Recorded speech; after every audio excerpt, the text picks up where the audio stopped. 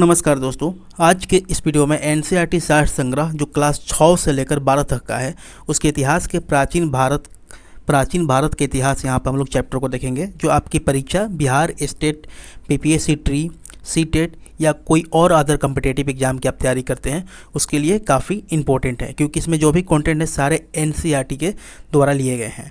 कैसे पढ़ना है उसको थोड़ा सा देख लेते हैं। सबसे पहले इसमें ऑनलाइनर बेस्ड यहाँ पे क्वेश्चन है, तो एक एक ऑनलाइनर को आपको ध्यान से पढ़ना है। उसके बाद इसी वीडियो में लास्ट में हम लोग एमसीक्यू करेंगे विथ अ टाइमर और इसको रिवीजन करना है। इसका पीडीएफ आप डाउनलोड कर लीजिएगा और एक बार रिवीजन कर लीजिएगा ताकि आपको अच्छे से याद हो जाए। चैनल पर नए हैं, जुड़ना चाहें तो जुड़िएगा, सब्सक्राइब कर लीजिएगा और इस बेल आइकन को टच कर लीजिएगा। पीडीएफ आपको यहाँ पे टेलीग्राम ग्रुप में मिल जाएगा, तो टेलीग्राम ग्रुप से जुड़कर वहाँ से पीडीएफ आप डाउनलोड कर लीजिएगा। अदरवाइज आपको रिवीजन करना है तो वीडियो को 2-3 बार भी देख रिवीजन कर सकते हैं, डबल स्पीड में कर लीजिएगा तो अच्छा रहेगा। प्राचीन भारत का इतिहास देखिए, यहाँ पे एक एक लाइन इंपॉर्टेंट है, सारा का सारा एनसीईआरटी है, तो ध्यान से आपको पढ़ना है। शुरू करते हैं। इतिहास का पिता, फादर ऑफ हिस्ट्री किसे कहा जाता है? तो इसका आंसर है हेरोडोटस। प्राचीन भारत के इतिहास से संबंधित प्रथम वास्तविक पुस्तक किसे माना जाता है? आंसर है इसका रजत रंगिणी। उत्कीर्ण चिन्ह वाले प्राचीनतम सिक्के क्या कहलाते हैं? तो आहत सिक्के कहलाते हैं।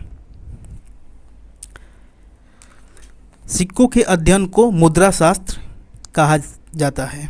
भारत में प्रागैतिहासिक खोज प्रारंभ करने का श्रेय किसे दिया जाता है? तो डॉक्टर प्राइमरोज को।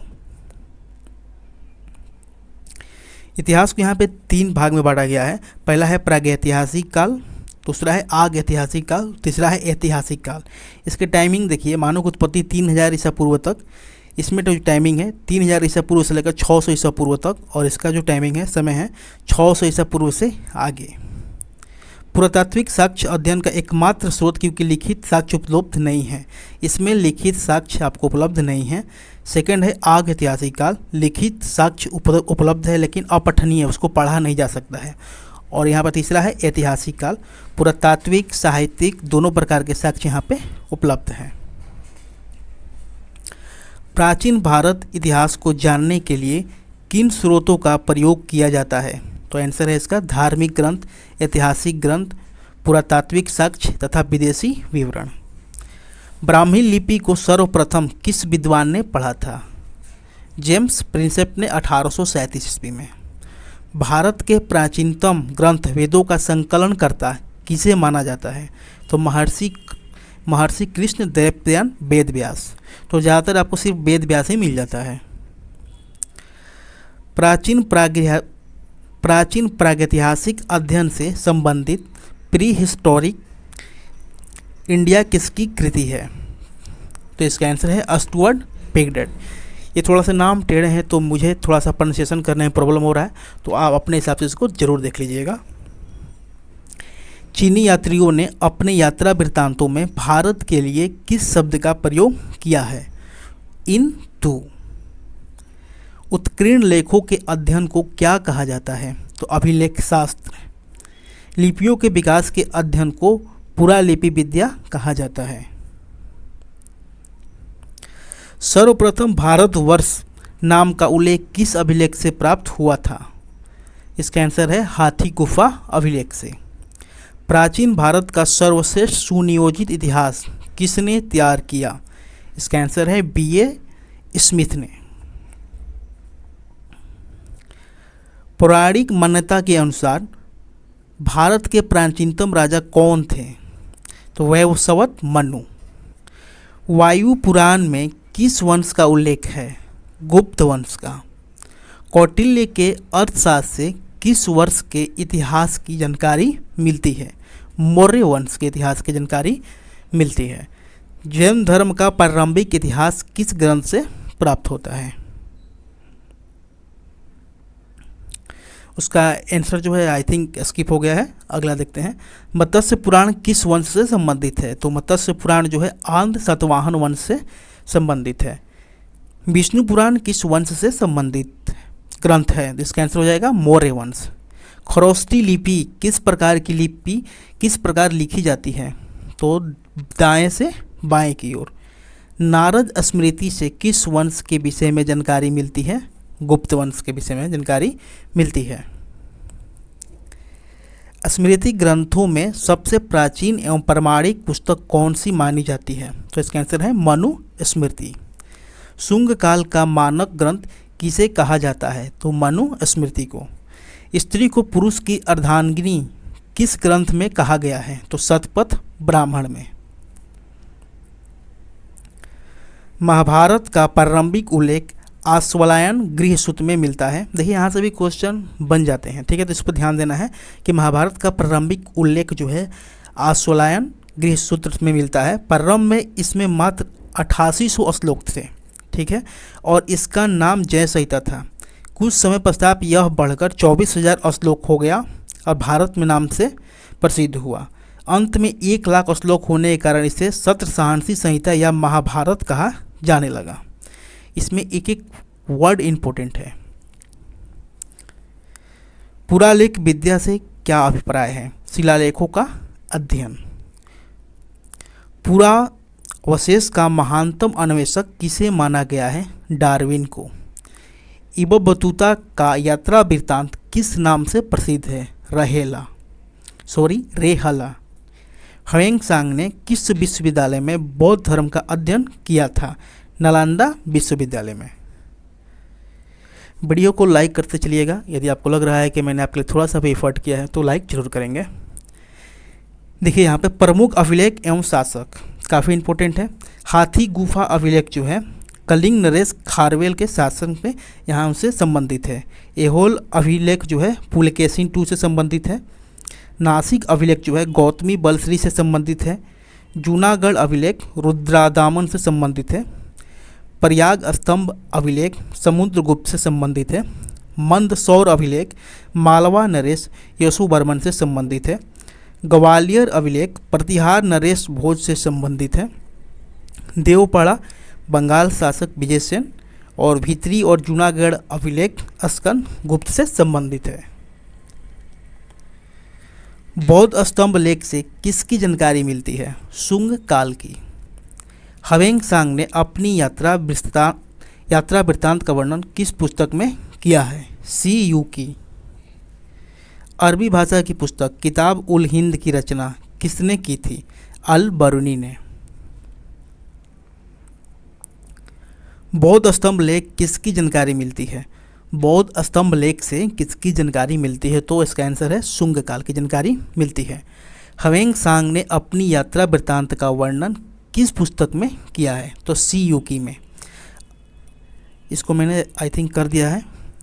मोरक्को का यात्री इब्न बतूता भारत में मुहम्मद बिन तुगलक के दरबार में आया था तथा तुगलक ने उसे दिल्ली का काजी नियुक्त किया था। मार्को पोलो द्वारा किस राज्य की यात्रा का उल्लेख मिलता है? तो पांड्य राज्य की।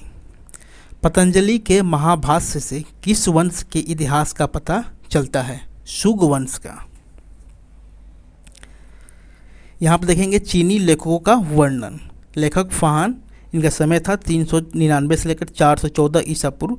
रचनाएं थी भारत का दशा का विवरण। यह प्रथम चीनी यात्री था जिसने चंद्रगुप्त द्वितीय विक्रमादित्य के समय भारत की यात्रा की थी।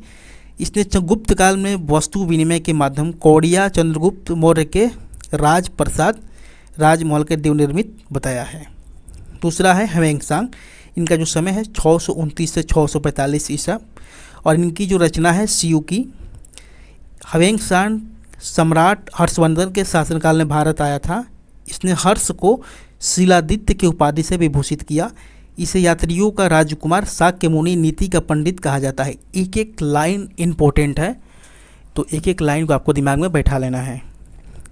ईदसंग 673 से 675 ईसा पूर्व इनका समय था।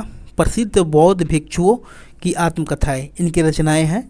चीनी बौद्ध यात्री जो नालंदा विश्वविद्यालय में अध्ययनरत रहा। तो चलिए अब यहाँ पे टाइम हो रहा है टेस्ट का। आपने जितना पढ़ा उसी से संबंधित यहाँ पे कुल 8 क्वेश्चन हैं। तो आपको सब क्वेश्चन का यदि आपको आंसर याद है तो कमेंट में देते चलिएगा। टाइमर के साथ इसका हम लोग टेस्ट देंगे और हर क्वेश्चन के लिए आपको 10 सेकंड का समय मिलेगा। चलिए पहला क्वेश्चन आपके स्क्रीन पर है, मैं इसका टाइमर ऑन कर देता हूँ। यदि आपको आंसर याद है तो कमेंट में जरूर लिखिएगा। ब्रह्मा लिपि को सर्वप्रथम किसने पढ़ा था?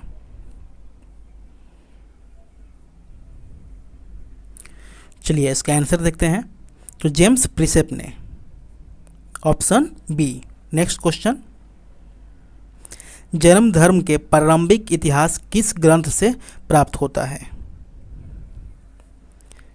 कमेंट में आपको आंसर देते चलना है यदि आपको इसका आंसर याद है। सारे के क्वेश्चन मैंने अभी ही करवाए हैं, आपने इसके पहले जो ऑनलाइनर पढ़ा था उसी से क्वेश्चन बनाए गए हैं। तो इसका आंसर देखते हैं। इसका आंसर हो जाएगा ऑप्शन नंबर सी, कल्प सूत्र। नेक्स्ट क्वेश्चन, बौद्ध स्तंभ लेख से किसकी जानकारी मिलती है?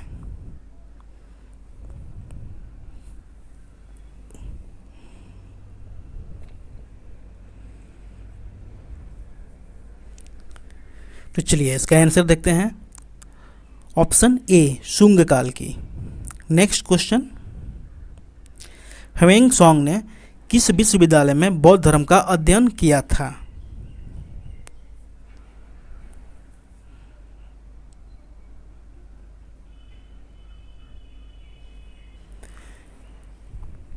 इसका आंसर हो जाएगा ऑप्शन नंबर डी, नालंदा विश्वविद्यालय।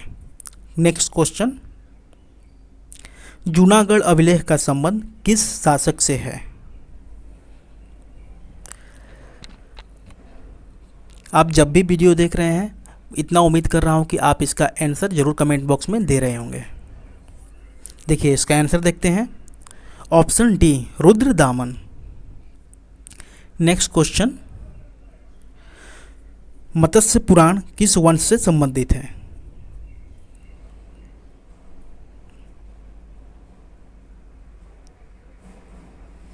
चलिए इसका आंसर देखते हैं। तो ऑप्शन ए, आंध्र सातवाहन वंश से। क्वेश्चन नंबर 7, मार्को पोलो द्वारा किस राज्य की यात्रा का उल्लेख मिलता है?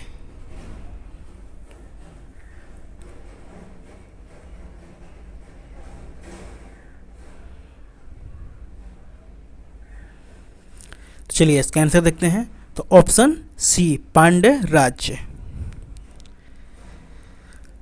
क्वेश्चन नंबर 8, अरबी भाषा की पुस्तक किताब उल हिंद की रचना किसने की थी?